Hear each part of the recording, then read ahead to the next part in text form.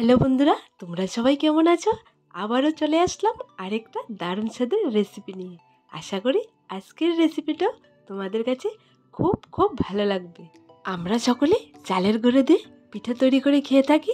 আজকে আমি তোমাদেরকে দেখাবো সুজি দিয়ে একদম সহজে সুন্দর ডিজাইন করে কি করে পিঠে তৈরি করা যায়।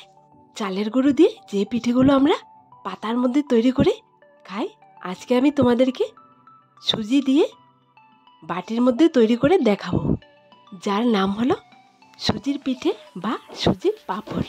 তাহলে চলো আজকের এই পিঠের রেসিপিটা শুরু করা যাক। প্রথমে আমি কিছুটা পরিমাণ সাগুদানা নিয়েছি। সাগুদানাগুলোকে 3 রকমের ফুড কালার দিয়ে আমি ভিজিয়ে রেখেছিলাম। তোমরা এখানে তোমাদের পছন্দ মতো কালার দিয়ে সাগুদানা সামান্য পরিমাণ নিয়ে ভিজিয়ে রাখবে, তাহলে দেখবে সাগুদানাটা সুন্দর কালার হয়ে যাবে। এখানে আমি ইয়েলো, গ্রিন, অরেঞ্জ কালার নিয়েছি।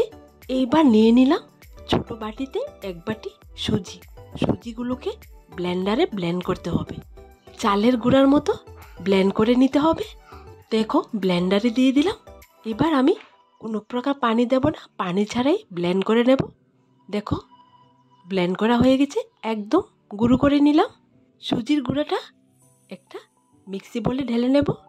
মিক্সি বলে নেওয়ার পর স্বাদ মতন লবণ আর কিছুটা পরিমাণ পানি আমি অ্যাড করে দিলাম। এখানে পানিটা একটু একটু করে দিয়ে নেড়ে পাতলা একটা ব্যাটার তৈরি করে নিতে হবে। সুজির ব্যাটারটা আমি নর্মাল পানি দিয়ে তৈরি করে নেব, তোমরাও নর্মাল পানি দিয়ে তৈরি করে নেবে। দেখো বন্ধুরা, সুজির পাতলা ব্যাটার তৈরি করে নিলাম। এইবার ব্যাটারটাকে ছেঁকে নিতে হবে।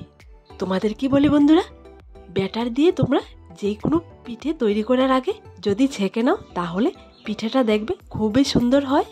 আর এখানে সুজির ব্যাটারটা আমি ছেঁকে নেওয়ার কারণ হলো যাতে করে কোনো প্রকার লাম্পস না থাকে আর পিঠেগুলো একদম সুন্দর স্মুথ হয়।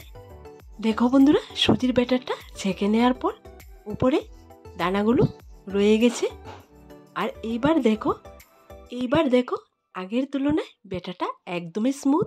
সুজির ব্যাটার পুরোপুরিভাবে রেডি। এইবার পিঠেগুলো বানানোর জন্য আমি এখানে নিয়ে নিলাম প্লাস্টিকের কন্টেনারের ঢাকনা। আমি এখানে অনেকগুলো ঢাকনা নিয়েছি। তোমরাও এই পিঠেগুলো প্লাস্টিকের ঢাকনাতে তৈরি করবে তাও পারো, আর যদি তোমরা চাও ছোট ছোট বাটিতে তৈরি করবে তাও পারো।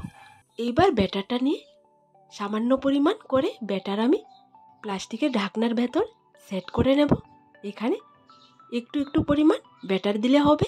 তোমরা সবাই চালের গুঁড়া দিয়ে পিঠে তৈরি করে খেয়েছো, এইবার আমার মতো করে সুজি দিয়ে তোমরা এই পিঠেগুলো একবার তৈরি করে খেয়ে দেখবে।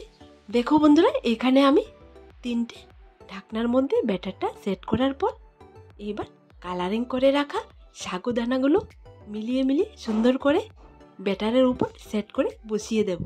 মাত্র ঘরে থাকা 2টা উপকরণ দিয়ে তোমরা এই সুন্দর করে ডিজাইন করা পিঠের রেসিপিটা বানাতে পারবে। তোমাদেরকে বলি বন্ধুরা, এখানে সাগুদানার সাইজটা ছোট ছিল তাই ছোট দেখাচ্ছে। তোমরা যখনই বানাবে বড় সাইজের সাগুদানাটা নেবে, তাহলে দেখবে ডিজাইনটা আরও সুন্দর ফুটে উঠবে। ঠিক একই রকম করে আমি 3টে কৌটোর মধ্যে পিঠের ব্যাটারটা রেডি করে দেখিয়ে দিলাম। আশা করি তোমরা একদম সহজে শিখে নিতে পারবে। একবার দেখলে যে কেউ করে নিতে পারবে। এইখানে 1 বাটি সুজিতে অনেকগুলো পিঠে তৈরি করা যাবে। বাকি পিঠেগুলো আমি অফ ক্যামেরায় তৈরি করব।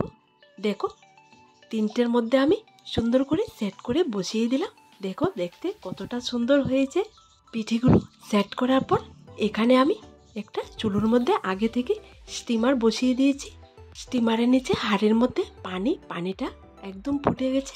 এইবার আমি পিঠের ডিজাইন করা কন্টেনারগুলো এর মধ্যে সেট করে বসিয়ে উপর দিয়ে ঢাকনা দিয়ে রেখে দেবো প্রায় 2 থেকে 3 মিনিটের মতো। দেখো 2 থেকে 3 মিনিটের পর পিঠেগুলো হয়ে গেছে। প্রথমের পিঠেগুলো আমি নামিয়ে নিলাম, পরে আবার স্টিমারের মধ্যে পিঠের কন্টেনার সাজিয়ে দিলাম। এই পিঠেগুলো 4 রকমের সুন্দর দেখা দেয়। প্রথম যখন পিঠেগুলো ব্যাটার সেট করার পর, স্টিম করার পর, শুকানোর পর, শেষে ভাজার পর।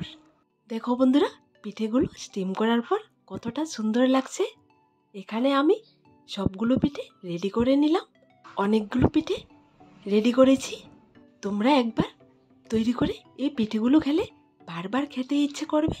পিঠেগুলো স্টিম করে নেওয়া হয়ে গেছে। এবার পিঠেগুলো শুকাতে হবে। তোমাদেরকে বলি বন্ধুরা, এই পিঠেগুলো ঘরেতে একবার ট্রাই করে দেখবে। আর আজকে এই সুজির পিঠাটা তোমাদের কাছে কেমন লাগলো ছোট্ট একটা কমেন্টে লিখে জানাবে। দেখো বন্ধুরা, শুকানোর পর পিঠেগুলো কতটা সুন্দর লাগছে। এইবার তেলের মধ্যে ভাজা করলে একদম ফুলকো ফুলকো হয়ে ফুলে উঠবে।